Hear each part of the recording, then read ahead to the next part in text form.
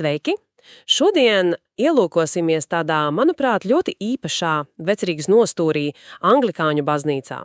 Daudzi varbūt zina Jaunielu no filmām kā to Angļu ielu, bet, īstais vēsturiskais Anglijas stūrītis šķiet ir tieši te Anglikāņu ielā. Mums ir avoti, kas stāsta par diezgan neparastu vēsturi, arī arhitektūru, kopienu. Mēģināsim šodien atklāt pašus aizraujošākos faktus. Tieši tā. Un, jāsaka, anglikānisms pats par sevi ir, interesants fenomens. Tāds kā lai saka, maisījums.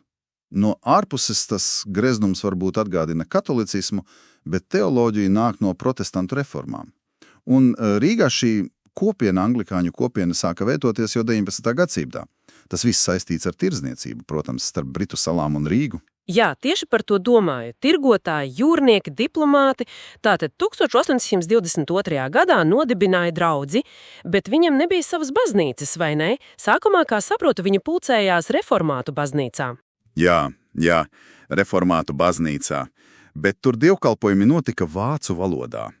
Un tas, protams, daudziem angļiem bija, šķērslis. Diezgan neērti, jā. Pēc sarunām, pirmais dievkalpojums angliski notika 1830. gadā. Bet bija skaidrs, vajag savu vietu, savu baznīcu. Un tad sākās tas zemes gabala stāsts. Tas laikam nebija tik vienkārši. Nebija gan. Zemi dabūja tikai 1852. gadā.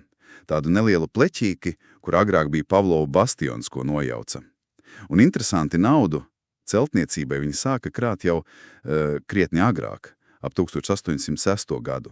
Oho! Projektu uzticēja Johanam Dānielam Felsko, pazīstamam Rīgas arhitektam. Celtniecība sākās 1853. gadā, bet tad nāca Krims karš un viss apstājās. Jā, jo Anglija bija cariskās Krievijas pretiniece.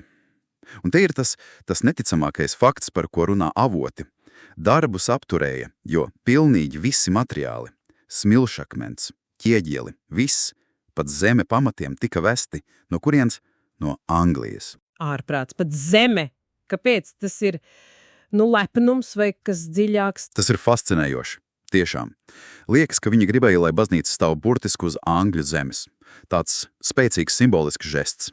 Identitātes jautājums. Skaidrs. Pēc kara 1856. gadā piegādes atsākās, un tad jau diezgan ātri, 1859. gada jūlijā, baznīcu iesvētīja. Svētā pestītāja baznīca, St. Saviour's Church. Un tā kļuva par, starp citu, jaunāko kulta celtne Vecrīgā.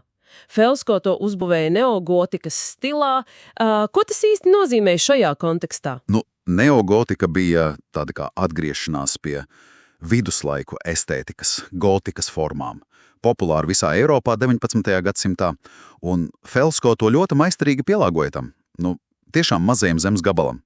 Īpaši izceļas torņa risinājums.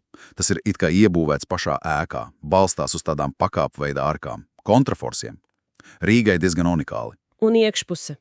Avoti piemina ozolkoka solus, kanceli, skaistas vitrāžas, altārglaiznu, izklausās ļoti pamatīgi un grezni. Jā, sākotnējais interjers bija bagātīgs, un lielu daļu finansēja pazīstamas Rīgas angļu ģimenes pieminēta Armitstedi, Hilli, Renniji.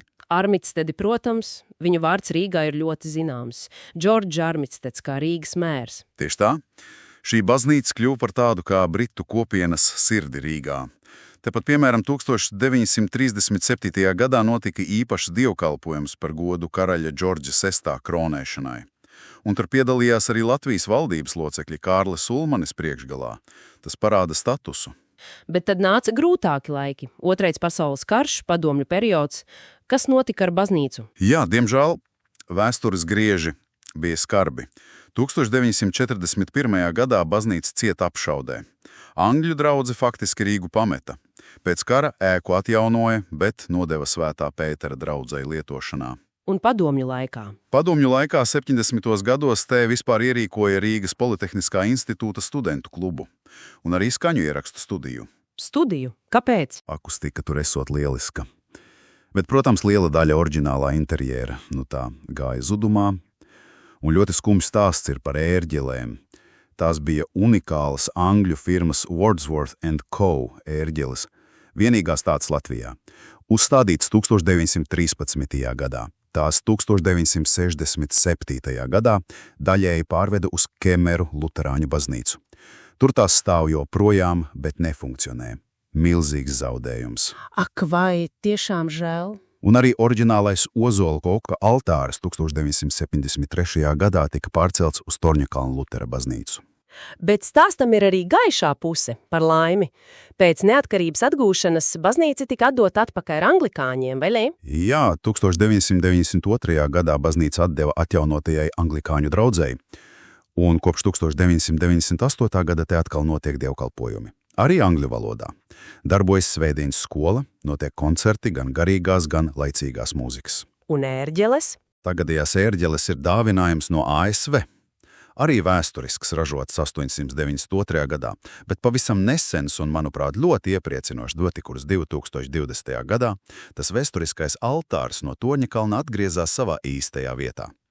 Ak, tas ir brīnišķīgi. Tas tiešām ir tāds atzimšanas simbols. Tieši tā.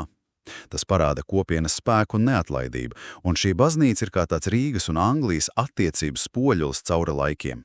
Tā atspogļo arhitektūras maiņas, karus, režīmus, bet arī to spēju pastāvēt un atjaunoties. Un kāda ir tās loma šodien bez dievkalpojumiem? Jūs minējāt koncertus. Jā, tā ir ļoti aktīva Rīgas kultūras dzīvē. Un avotos ir minēts, ka baznīca ir pazīstama ar savu atvērtību un iekļaujošo attieksmi, piemēram, arī pret seksuālajām minoritātēm. Tā turpina būt gan garīgs centrs, gan, vieta dialogam mākslē. Tātad stāsts par vēsturi, mākslu, ticību, identitāti un arī par spēju pielāgoties un dzīvot tālāk. Un noslēgumā varbūt tāda viela pārdomām klausītājiem. Vai šī baznīca, kas reiz celta uz speciāli atvestas Angļas zemes, vai viņi joprojām glabā to īpašo neredzamo saikni ar Britu salām, pat ja tās oriģinālās ērģeles ir, aizceļojušas citur? Un kādu vietu šis savdabīgais Anglijas gabaliņš ieņem mūsdienu Rīgas daudzriebīgajā sejā? Interesants jautājums.